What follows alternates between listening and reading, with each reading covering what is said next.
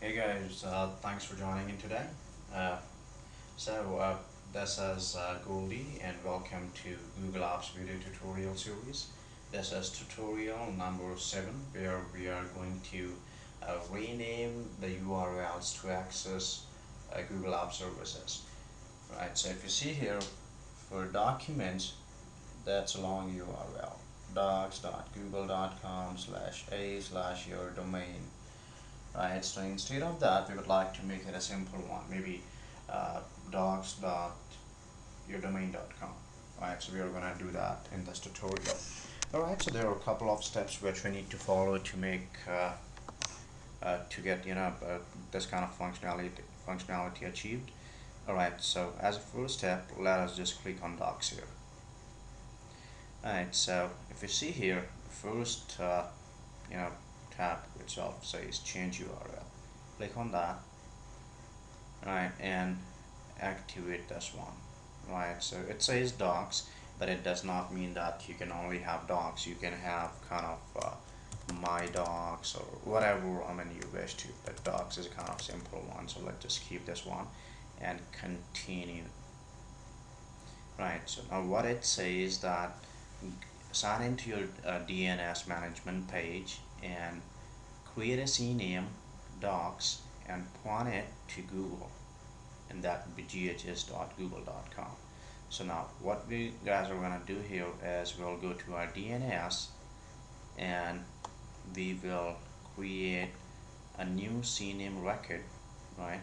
Just click on add new CNAME record, and the alias name would be docs, and point it to, if we have noticed there, it's ghs.google.com, and that is it, right? So now your users will be able to access Google Documents at docs.yourdomain.com rather than that long URL. Okay, guys, we're done here. Let's get back. I've completed these steps.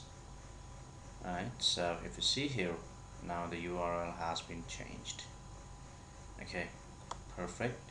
Now let's talk about sites. Same case with sites. Click on that and change URL and click on sites. Right, so just to give you a better idea to you guys, instead of just having the custom one like sites, let me just make it uh, uh, uh, uh, alright, let's make it my sites and continue. Right, so you can have any name here, which whatever you wish. Right, so now go back. So if you see here, we need to create CNAME, that's my sites, and point it to Google, that's ghs.google.com. Come back here. So whatever's kind of name you have chosen there, just put it here. For example, I opted for my sites. I need to put it to ghs.google.com and say okay. Right, and let's get back and say I've completed these steps. Right, so now see here, sites can also be accessed at your short URL, so you can make it whatever you wish to. Now this is the time to get it done for calendar. Click on calendar, change URL, and for this let me just make it cal. Right, so continue. Same case, create a CNAME with cal and point it to Google. Right, come back and create a new CNAME record, enter your alias name cal, point it to ghs.google.com, say okay, bang, you're done. Right, it's the same case with email as well. So if you would like to access your kind of email at maybe mail.yourdomain.com or gmail.yourdomain.com, so that is also possible. Alright, so for this let me just uh, pick Gmail, so you can choose it as per your requirement. You can make it whatever you wish to. Click continue, you need to create CNAME a web name called Gmail and point it to Google. Right, so I'm sure you guys might be finding it really easy, aren't you? Alright, like Gmail, ghs.google.com. Okay, perfect. Everything is done now. Now you guys have access to your emails and documents and sites and calendars and Google Talk and so on. Alright, perfect. And now we guys, alright, you see here, right? So let me just go to enter my password and my login credentials here. Alright, so change URL for multiple services.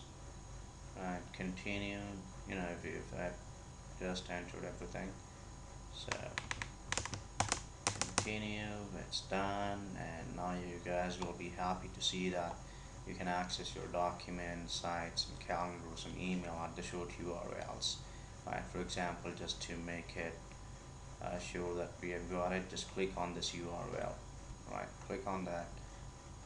Okay, it's still not working, so I guess some process is still running on, and